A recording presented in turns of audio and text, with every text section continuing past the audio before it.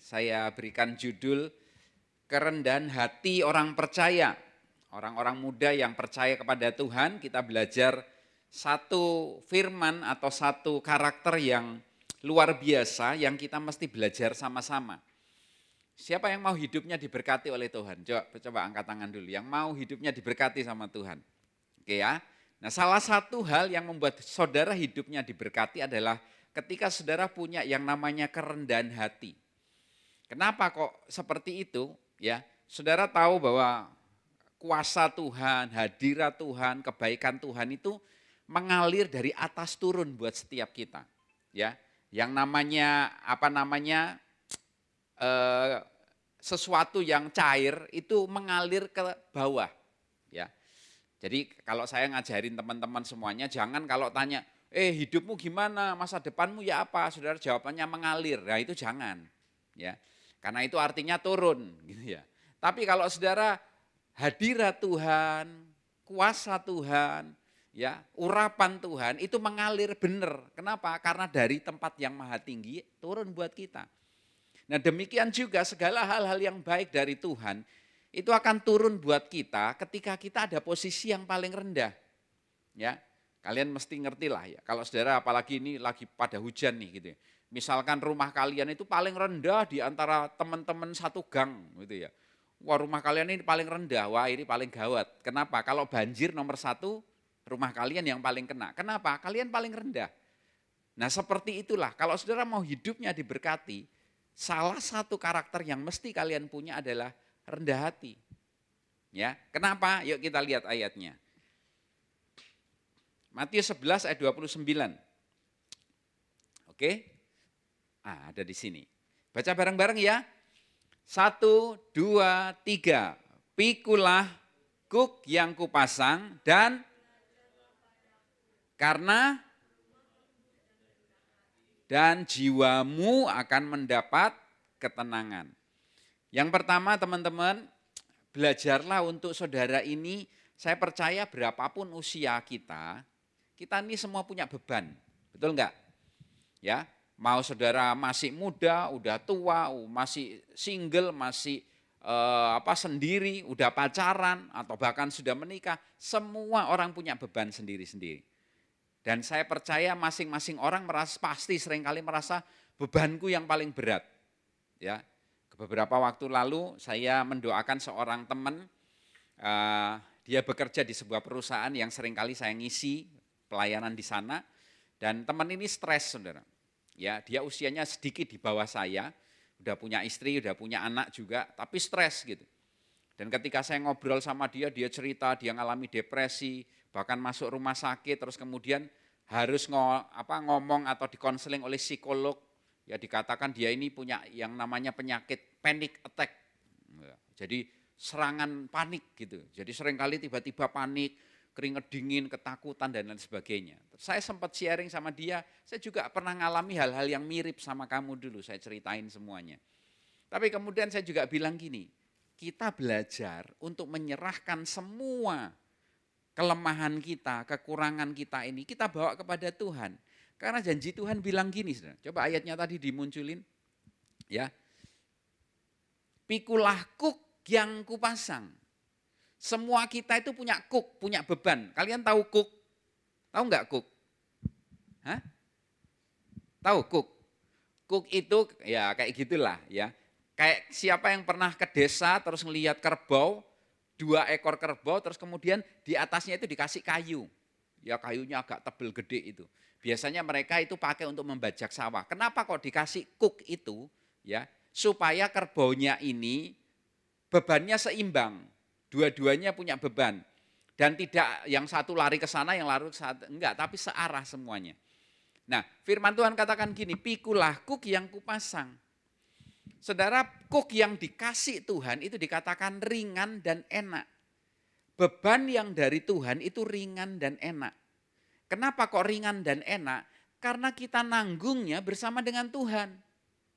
Kalau kita nanggung beban hidup ini sendirian, saya jamin engkau pasti stres.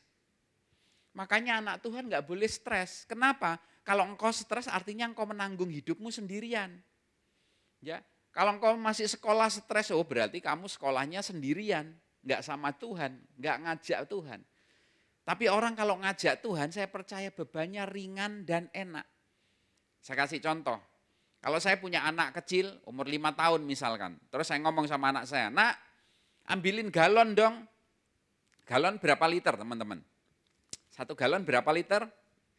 Biasanya 19 liter. Saya mau tanya, anak 5 tahun bisa nggak ngangkat galon 1 liter itu? Hah? 1 galon itu gitu ya. Yang 19 liter itu. Susah banget. Tetapi kalau saya ngomong gini sama anak saya, nak ayo bareng-bareng papa yuk ngangkat galon bareng-bareng. Saya mau tanya, ketika saya ngangkat galon itu, beban terberatnya dipegang siapa? Hah? Pegang saya. Paling anak saya yang umur 5 tahun itu melok-melok nyekel aja gitu. Padahal dia nggak megang berat sama sekali. Mungkin cuma megang pantatnya botol itu aja, gini aja paling. Saya yang paling bebannya paling besar. Kenapa? Karena saya mencintai anak saya. Saya tahu dia nggak akan kuat ini, makanya saya yang lebih gede. Nah teman-teman kira-kira gambaran seperti itulah. Kuk yang Tuhan berikan itu ringan dan enak. Kenapa? Karena Tuhan yang paling gede ngangkat beban kita. Karena itu, yuk datang ke Tuhan. Ya, jangan remehkan ibadah youth seperti ini. Jangan remehkan ibadah minggu, jangan remehkan saat teduh, jangan remehkan jam doa saudara, jangan. Karena itu waktu-waktu engkau sedang berbagi beban dengan Tuhan. Oke, nah yuk kita lihat, sekarang kita belajar yang lemah lembut dan rendah hati. Lemah lembut enggak akan saya bahas, kita akan bahas rendah hatinya, next. Apa pengertian rendah hati? Bisa kelihatan di layar teman-teman, oke ya. Saya bacakan di sini, rendah hati adalah sikap atau sifat seseorang yang tidak sombong. Ya, orang rendah hati pastinya enggak sombong. Oke? Dan kemudian dikatakan tidak merasa lebih hebat dari yang lain. Ingat ya, saudara ini hebat, tapi jangan sok hebat. Saudara di youth ini, kalian itu penting, tapi jangan sok penting. Beda banget ya, antara penting dan sok penting. Kalian ini berharga, ya. Kalian ini dibutuhkan, tapi jangan sok berharga, sok dibutuhkan. Sehingga ngomong, wah gereja ini nek enggak ada saya enggak mungkin bisa jalan. Nah itu sok itu. Oke, nah kita belajar untuk rendah hati itu apa? Enggak merasa lebih hebat dan tidak memperlihatkan kelebihan atau kesuksesannya secara berlebihan. Saudara boleh ya juara kelas, ya nilainya bagus-bagus, tapi enggak usah terus ketemu orang cerita, nilaiku bagus loh. Ya, nilaiku bagus loh, gitu. Enggak usah. Orang udah tahu kalau saudara itu pinter, biarin orang tahu. Coba saya mau tanya, siapa yang pernah diremehkan dalam hidup ini? Entah di sekolah, entah di rumah, entah di lingkungan, entah di pergaulan, siapa yang pernah diremehkan? Coba, Kak Indra jujur, Kak Indra sering diremehkan. Siapa yang pernah atau sering diremehkan? Enggak ada. Ih kalian hebat-hebat ya, enggak ada yang pernah ngeremehin kalian. Jo, enggak pernah Jo. Nih, kamu enggak pernah? Pernah ya? Oke. Kebanyakan kita pernah lah gitu ya. Kita pasti pernah diremehkan. Saudara kalau engkau diremehkan oleh seseorang, enggak usah sakit hati. Enggak usah marah, tenang aja. Ya, saya berulang kali diremehkan saudara. Dulu wah enggak ngerti, marah, jengkel. Wah, udahlah, tenang aja. Kita buktikan aja. Ya, siapa kita ini gitu ya. Bukan dengan kesombongan, tapi dengan apa yang Tuhan sudah kerjakan dalam hidup kita. Ya. Yang kedua, rendah hati itu apa? Orang yang rendah hati cenderung menghargai orang lain. Dengar ya, teman-teman, kalian belajarlah untuk menghargai orang lain, siapapun. Juga adikmu, juga kokomu, juga temanmu, juga apalagi orang tuamu. Jangan kalian merasa lebih pintar dari mereka. Ya, engkau memang mungkin misalkan di handphone, ya kalian lebih canggih. Mama ini benakno Google Map ae gak iso. Sini. kuno mama itu. Engkau benakno Google Map iso, tapi gak iso tuku handphone itu. Betul enggak? Engkau cuma iso benakno handphone nih, tapi tuku handphone kan gak iso. Jadi engkau ini masih butuh orang tua. Jadi jangan sombong. Ya, belajar jadi anak muda yang rendah hati, cenderung menghargai orang lain, tidak membanggakan diri, ya enggak sombong tadi, dan menerima kritik dengan lapang dada. Kalau ada orang yang menasehatin kamu, terima itu dengan sukacita. Terima itu dengan senang. Orang menasehati itu artinya dia mengasihimu, dia peduli, dia mencintaimu. Itu orang menasehati. Kalau saudara nggak pernah dinasehati, dibiar-biarno saja, itu artinya orang sudah nggak peduli lagi sama saudara. Dan itu lebih menakutkan.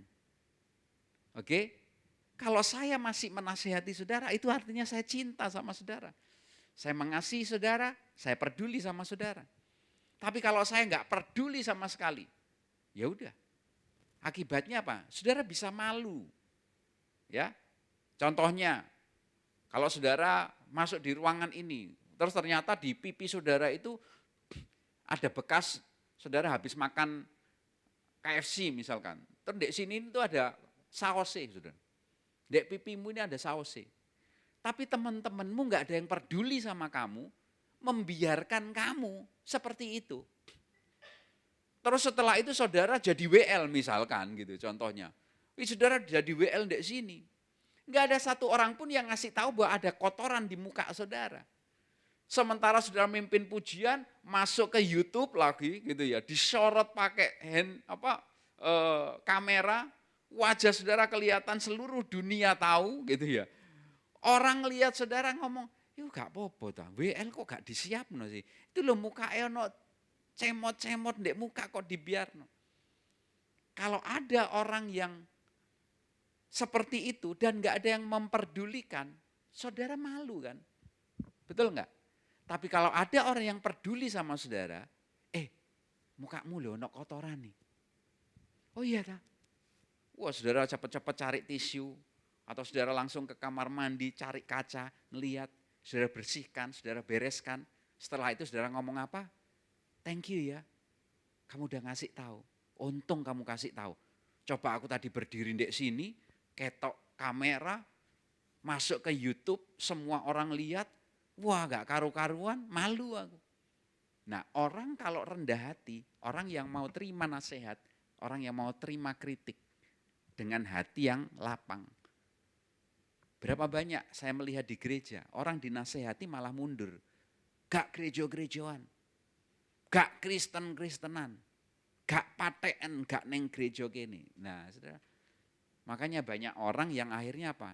Mempermalukan hidupnya sendiri karena tidak mau dinasehati. Amin. Kasih tahu kiri kanan, aku salah omong ngono ya. Kasih tahu coba, sebelah kiri kananmu kasih tahu mereka. Depan belakang kasih tahu. Yang ketiga, rendah hati juga mencakup sikap sederhana dan bersedia belajar dari orang lain tanpa merasa lebih baik dari mereka. Orang rendah hati itu mau belajar. Saudara, saya pun belajar kok dari saudara. Saya belajar dari anak saya yang usianya seperti saudara. Saya kalau nggak ngerti, nggak paham, saya tanya sama mereka. Saya nggak malu untuk belajar. Kenapa? Karena ketika saya buka hati saya untuk belajar, saya punya pengetahuan lebih luas lagi. Saya punya kapasitas lebih gede lagi. Tapi kalau saya sok-sokan, merasa udah tua, merasa udah paling ngerti, dan nggak pernah mau belajar, maka kapasitas saya sakmono ae terus. Kita ini perlu belajar dari semua orang dan segala kalangan bahkan. Betul enggak? Setuju? Saya dalam hal ini saya mungkin ngerti banyak tentang Alkitab. Saya mungkin lebih dari saudara. Tapi saya mungkin enggak ngerti tentang teknologi. Saya perlu belajar dari saudara. Ya, gimana caranya bikin reels? Mungkin saya enggak ngerti. Saya perlu belajar dari saudara. Caranya ngasih efek ini ya apa sih biar bagus? Saya perlu belajar dari saudara. Ya, mungkin saya nggak ngerti tentang cara ngedit yang baik, angle foto yang bagus. Saya mungkin nggak ngerti. Saya perlu belajar dari saudara. Jadi kita ini nggak ada yang super. Semuanya perlu saling belajar. Setuju? Oke, orang yang rendah hati dia akan selalu pakai waktunya untuk banyak belajar. Dari siapapun. Jadi yuk ya, jangan jadi orang yang sombong. Next, karakteristik rendah hati itu seperti apa sih? Yang pertama rendah hati dalam perkataan. Ya, kalau ngomong nggak usah tinggi-tinggi. Ya, lek ngomong nggak usah dukur-dukur, ketobrok pesawat kok. Ya, kesampluk pesawat kok omonganmu gitu ya. Kalau terlalu tinggi, kadang ada orang-orang yang terlalu tinggi omongannya. Ya, saya punya anak nanti tanggal 7 itu 7 Februari dia ulang tahun, tapi di tanggal 7 itu dia akan berangkat ke Korea. Terus dia sombong, dia bilang gini, aku nanti tanggal 7 merayakan ulang tahun di 3 negara. Pagi masih di Indonesia sarapan gitu ya. Makan siang di Singapura karena transit Singapura gitu ya. Nanti malamnya sudah ada di Korea. Jadi saya merayakan ulang tahun di 3 negara. Wih. Saya ngomong sama anak saya, wih keren ya, tapi nggak boleh sombong. Ya, bagus, keren itu, tapi nggak boleh sombong. Saudara, perkataan kita jaga yuk. Nggak perlu disombong-sombongin. Belajar untuk rendah hati. Ngomong apa adanya aja. Ya, kalau saudara punya, ya ngomong aja saya punya. Saudara, orang yang rendah hati itu gini loh, bukan berarti misalkan ya saya paling pinter main gitar di antara bapak ibu saudara teman-teman semuanya, misalkan contoh aja. Saya nggak perlu gini terus saya misalkan diperkenalkan gitu ya. Wah, Pak Indra paling pinter main gitar di tengah-tengah kita. Saudara nggak perlu ngomong, oh, enggak kok, saya nggak gitu lah, enggak. Itu bukan rendah hati. Enggak kayak gitu. Kalau memang saudara paling pinter ya bilang aja, terima kasih. Ya. Coba misalkan pemain sepak bola terkenal dunia ada di tengah-tengah saudara. Misalkan siapa? Ronaldo atau Messi. Terus saudara perkenalkan, Bapak Ibu saudara di tengah-tengah kita ada pemain sepak bola terkenal dunia. Kita sambut sama-sama Lionel Messi gitu ya. Terus kemudian Messi-nya bilang, oh enggak, saya enggak gitu, enggak, jangan, gitu. Saudara akan ngomong, ini enggak apa-apa dah Messi. Mari kebentuk BNDASI gitu ya. Ya, saudara akan ngomong, ya memang dia terbaik, ya sudah. Ya, jadi rendah hati dan sombong itu bukan soal, wah yo bedeke paling pinter, wah enggak. Kalau engkau memang punya, ya ngomong aja punya. Ya, hari Senin lalu saya melayani di sebuah kantor, saya naik sepeda motor, karena kantornya ada di daerah Rungkut situ teman-teman. Dan ketika saya naik motor, saya udah parkir, saya ketemu sama salah satu pimpinannya. Terus pimpinannya itu ngomong gini, Pak Indra tadi naik mobil ya, saya lihat ada mobil yang nggak pernah saya lihat kok masuk ke area parkir ini, apa namanya, perusahaan ini. Ya, saya nggak perlu ngaku-ngaku, ya Pak itu mobil saya, gitu nggak perlu. Padahal saya naiknya sepeda motor. Saya langsung ngomong sama Bapak, oh enggak Pak itu bukan mobil saya naik sepeda motor Pak. Oh Bapak naik motor, iya. Saya dengar ya, engkau nggak perlu kemudian merasa lebih kalau engkau punya, engkau juga nggak perlu merasa minder kalau engkau nggak punya.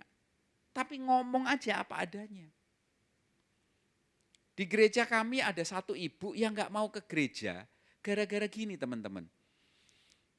Dia dulu naiknya mobil, terus kemudian karena rumahnya perlu renovasi, maka mobilnya dijual. Dan sekarang mereka kalau kemana-mana naik sepeda motor. Dulu ibu ini rajin ke gereja karena punya mobil. Sekarang enggak punya mobil, dia naik sepeda motor ke gereja enggak mau. Alasannya apa? Malu dilihat teman-temannya. Dulu naik mobil kok sekarang naik sepeda motor. Loh apa Ozilek numpak sepeda motor? Ayo jadi orang yang apa adanya. Omongan kita, terus apalagi ini, sikap kita, perkataan kita, pikiran kita, semuanya apa adanya. Kalau engkau punyanya motor, ya bilang aja, maaf saya enggak punya mobil, saya punyanya sepeda motor. Waktu mobil saya dipakai anak saya sekarang lagi magang di Bali sampai Februari nanti. Tanggal 4 baru balik dia. Mobil saya dipakai anak saya enggak punya mobil lagi, cuma satu. Saya kemana-mana naik sepeda motor. Diundang pelayanan juga naiknya sepeda motor. Saya nggak pernah malu. Kenapa? Ya punyanya itu kok. Ya udah dipakai aja. Pakai aja. Jadi rendah hati itu apa adanya. Enggak perlu ngaku tinggi-tinggi, enggak perlu merendah-rendah sampai kayaknya biar kelihatan miskin gitu. Enggak perlu juga gitu ya. Ya udah apa adanya aja. Ya, ada ibu-ibu itu yang mau daftarin anaknya sekolah biar dapat diskon besar, bajunya pakai baju yang jelek gitu. Mungkin baju pembantunya dipinjem gitu ya. Supaya biar nanti ketika daftar kelihatan bajunya jelek, dapat diskon dari sekolah itu. Saudara nggak perlu juga yang kayak gitu. Udah apa adanya aja. Kalau memang Tuhan buka jalan kasih diskon ya silahkan. Kalau enggak ya udahlah, pasti Tuhan berkati untuk bisa bayar. Simple aja gitu. Next, yuk. Oh, ini lagi. Lihat sini teman-teman. Rendah hati itu sifat yang unik. Uniknya apa? Kalau engkau merasa sudah memiliki kerendahan hati, sebenarnya engkau belum rendah hati.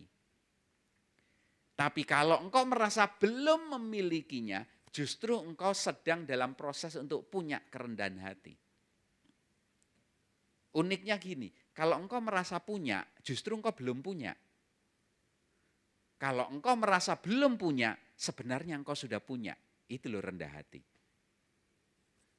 Kalau saudara merasa, aku udah rendah hati nih, aku udah rendah, berarti belum rendah hati. Tapi kalau engkau merasa Tuhan, aku sih sombong Tuhan, ampuni aku Tuhan, tolong aku Tuhan. Nah itu berarti engkau sudah rendah hati. Ngerti ya? Jadi ini karakter yang unik. Engkau merasa memiliki malah belum. Tapi ketika engkau merasa belum, malah engkau sebenarnya sudah memiliki. Next. Yuk kita lihat. Apa upahnya orang yang rendah hati? Next. Oke. 1 Petrus 5 ayat yang kelima. Baca bareng-bareng dengan semangat yuk. 1, 2, 3. Demikian hai orang-orang muda, tunduklah. Oke, dan kamu semua rendahkanlah dirimu seorang terhadap yang lain. Sebab,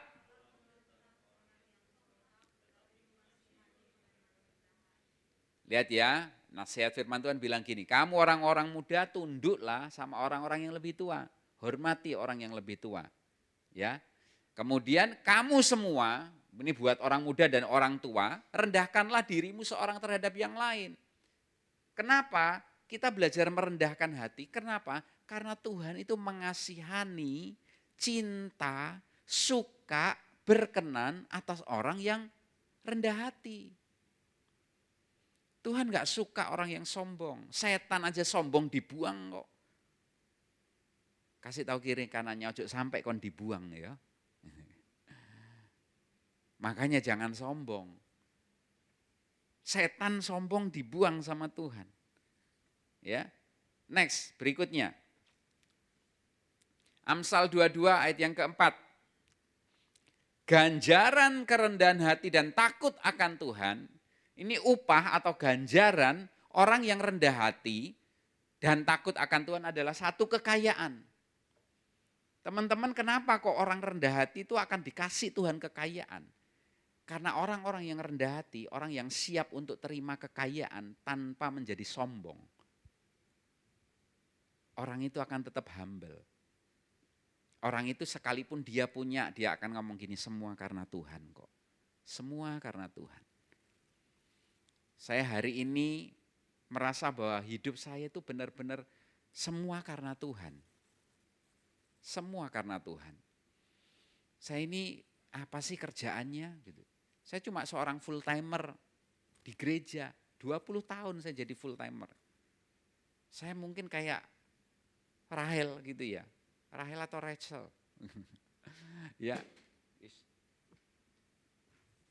Ya. Saya full timer gereja aja teman-teman. Bukan gembalanya loh, full timernya. Ya. Dan seringkali gaji full timer ya udah nggak pernah besar.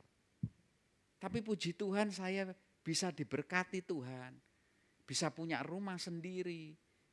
bisa punya mobil, bisa punya kendaraan, ya, bisa sekolahin, kuliahin anak saya di sekolah yang cukup bagus, biayanya cukup besar, bisa biayain itu semuanya. Sehingga saya ketika ditanya orang, saya selalu ngomong, semua karena Tuhan saja.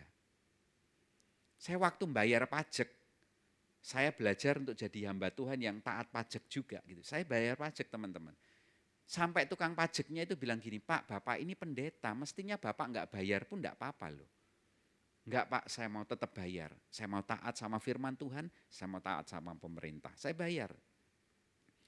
Tapi ketika ditanya sama petugas pajaknya, Bapak bisa punya mobil, bisa punya rumah, bisa punya tabungan, bisa punya harta seperti ini. Dari mana Pak? Ya saya ngomong, iya enggak tahu Pak nek itu. Karena semuanya ya berkat dari Tuhan. Semuanya karena kasih karunia aja. Jadi saya juga nggak ngerti kalau ditanyain kok bisa punya. Ya mbo. Ya udah gitu ya. Dan tiap bulan, tiap tahun saya laporkan semua pajak saya. Saya mau jujur di hadapan Tuhan dan di hadapan manusia, di hadapan pemerintah. Saya mau belajar untuk jadi orang yang transparan. Sehingga nggak ada kesempatan untuk orang nembak saya. Nyalahin saya, oh itu loh, enggak. Karena saya hidupnya benar. Di hadapan Tuhan, di hadapan manusia. Jadi setan itu enggak punya list kesalahan gitu loh saudara. Yang bisa nuduh saya, enggak punya. Kenapa? Hidupnya benar. Ayo jadi anak muda yang kayak gitu, enggak punya list kesalahan. Sehingga kemudian ketika maju, melayani Tuhan, mendoakan orang, enggak ada intimidasi di hatimu. Karena hidupmu beres di hadapan Tuhan. Oke? Ya. Yuk kita lihat. Yang kedua, engkau akan diganjari apa? Kehormatan. Engkau akan dihormati oleh orang. Kenapa engkau dihormati orang? Karena engkau juga menghormati orang lain. Ketika engkau menghormati orang, engkau akan dihormati. Karena orang rendah hati pasti menghargai orang lain. Tadi kan sudah dijelasin. Dia enggak sombong, dia enggak merasa dirinya lebih dari yang lain. Tapi dia menghormati orang lain, mengasihi orang lain, seperti melihat orang lain, seperti melihat dirinya juga. Oke? Dan yang ketiga adalah kehidupan. Hidup saudara itu akan jadi berarti ketika engkau punya kerendahan hati ini teman-teman. Oke? Yang terakhir, next.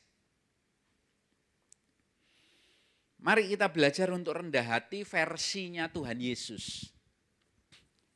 Saya beritahu ya, lihat sini baik-baik, lihat sini. Rendah hati itu bukan karakter yang lemah, bukan karakter yang ecek-ecek, bukan karakter orang yang gak punya, yang goblok, yang lolak-lolok, yang gak bisa apa-apa, bukan. Maksudnya gini teman-teman, rendah hati itu contohnya gini, engkau punya kemampuan membalas.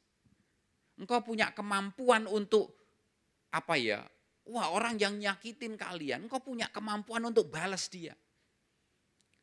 Dalam segi apapun engkau punya kemampuan untuk lakukan itu. Tapi engkau memilih ngomong gini, enggak wis aku mau ngampuni orang itu. Itu rendah hati. Tuhan Yesus ngajarin kita. Yesus itu ketika dianiaya sama tentara Romawi, dia punya kapasitas untuk menghancurkan orang itu. Dia punya otoritas di bumi dan di surga untuk panggil malaikat, hajar, wis malaikatnya jauh akeh-akeh loro lah gitu ya. Panggil untuk menghajar kembali orang-orang yang sudah menghajar Tuhan Yesus. Bisa, tapi dia enggak lakukan itu. Bahkan di atas kayu salib dia ngomong gini, Bapa ampuni mereka. Jadi gini, rendah hati itu bukan orang sing gak iso opo-opo, orang sing lemes, orang sing maaf ya cacat, terus kemudian mau ngantem gak iso gitu ya. Enggak. Tapi orang yang punya kekuatan, punya otoritas, punya kemampuan, tapi dia enggak mau pakai itu, justru dia memilih untuk melakukan firman Tuhan dan ngomong, aku ampuni. Itu karakter rendah hati. Contoh yang lain apa? Kalian ini pinter. Kalian bisa lakukan banyak hal. Otak kalian itu terkenal encer. Ya. Bahkan saya dengar ya kamu dapat beasiswa ya nih ya katanya ya. Belum. Oh, ya. Kalian wah terkenal banget. Tapi setiap pagi kalian datang ke Tuhan dan ngomong gini, Tuhan aku nggak bisa apa-apa tanpa Tuhan. Itu rendah hati. Bukan orang sing bodoh, lolak-lolok, gak iso opo-opo terus ngomong, Tuhan aku rendah hati. Iku ya wis haruse ngono lho. Ngerti ya? Kalau ada orang yang miskin, orang yang gak bisa apa-apa, terus dia rendah hati, itu sudah seharusnya. Ya, tapi kalau ada orang wis miskin, bodoh, gak iso opo-opo, lolak-lolok tapi sombong, ya iki kebacut, cut gitu ya. Kebacute pangkat telu iki gitu ya. Tapi kalau orang itu ya rendah hati sekali lagi bukan sifat yang ecek-ecek gitu loh. Bukan sifat orang yang lemah. Tapi engkau punya kemampuan, tapi engkau tetap ngomong Tuhan aku perlu Tuhan. Setiap kali Kak Indra mau khotbah, tak kasih tahu ya Kak Indra udah khotbah ribuan kali men. Mungkin kalian gak usah ngasih opo-opo, dalam arti gak usah ngasih tema. Kak Indra udah nyerocos aja bisa gitu loh. Tapi setiap kali mau masuk, mau naik ke mimbar ini, ya Kak Indra selalu ngomong Tuhan tolong aku Tuhan. Tuhan aku gak mampu, Tuhan aku gak bisa. Belajar untuk rendah hati itu kayak gitu. Yang terakhir dikatakan, engkau mungkin punya kekayaan, punya koneksi, ya, punya semuanya. Ya, engkau nggak perlu suruh orang lain gonggong gitu ya. Kayak versi yang kemarin kan rame kan gitu ya. Ada teman seusia sekolah kalian terus disuruh sama orang tuanya untuk gonggong gitu ya. Itu orang-orang yang sombong. Ya. Belajar untuk rendah hati yuk. Ya, engkau punya jabatan, engkau punya kekayaan, engkau punya koneksi, engkau punya semuanya, tetapi ketika engkau dihina, engkau selalu ngomong enggak apa-apa. Enggak apa-apa. Tuhan Yesus aja dihina, diem aja kok. Masa kita dihina terus kemudian wah mencak-mencak, enggak usah lah. Amin. Ya, biarkan orang itu akhirnya tahu dewek gitu, udahlah gini. Seperti tadi saya bilang, banyak kita mungkin pernah diremehin. Jangan balas ngeremehin, enggak. Itu sombong. Kalau engkau diremehin, engkau senyumin. Jangan balas kemudian enggak nyopo dia, enggak. Itu berarti saudara masih balas jahat dengan jahat. Itu dunia masih. Tapi ketika engkau diremehin, tetap senyumin aja. Lakukan terbaik yang engkau bisa. Lakukan aja. Sampai kemudian orang itu lihat saudara dan, oh kamu ternyata bisa ya. Kamu ternyata pinter juga ya. Orang ngomong kayak gitu. Bukan untuk, wow awas kon yo, deloken kon. Itu dendam, itu enggak boleh.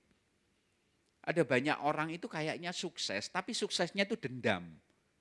Ya, dulu waktu aku kecil aku miskin, makan gak iso. Sekarang aku udah kaya raya, wah tuku wae kabeh, semua sing pingin tak makan. Itu dendam. Enggak bener yang kayak gitu juga. Tapi engkau ngerti, dulu aku miskin, aku ngerti rasanya miskin. Nah sekarang kau sudah punya lebih, yang aku lakukan bukan memuaskan egoku enggak. Tapi aku tolong orang-orang miskin yang lain, karena aku tahu jadi miskin itu susah. Makanya aku tolong orang-orang yang miskin. Itu dendam yang benar itu kayak gitu. Ya, saya beberapa kali melayani di sebuah tempat yang pemulung gitu. Suatu hari saya posting di Instagram saya, terus ada seorang pengusaha ibu-ibu gitu DM saya. Dia bilang, Pak Indra, bisa enggak saya ikut pelayanan, nyumbang pelayanan di pelayanannya Pak Indra? Oh boleh Cik. Cik mau nyumbang apa? Tak sumbang sembako ya, berapa orang? Tak hitung-hitung, tak kirim sekian Cik. Oh ya, nanti Pak Indra ambil ya sembakonya di rumah saya, nanti tolong dibagikan. Oh ya, makasih. Ketika saya tanya sama dia, Cik, apa sih? Kok Taci itu kok suka nyumbang orang-orang miskin? Taci sekarang udah kaya, ya, setiap liburan bahkan setiap tahun bisa keluar negeri sampai beberapa kali gitu ya. Semuanya bagus, ya, yang dia punya gitu ya.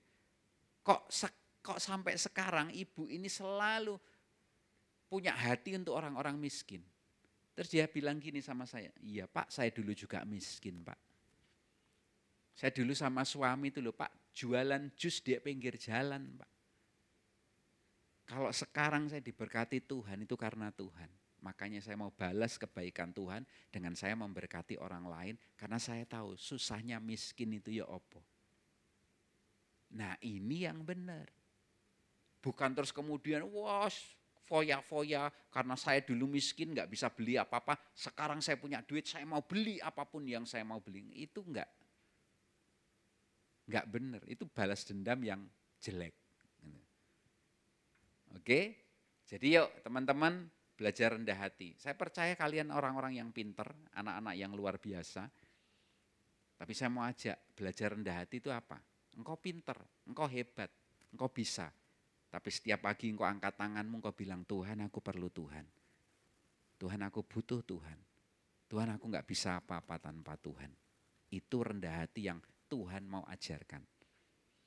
Sekalipun kamu mampu, sekalipun kamu bisa, sekalipun kamu punya kemampuan, punya uang, punya segalanya, tetapi engkau sadar bahwa semua hanya karena kasih karunia Tuhan saja. Itu orang yang rendah hati.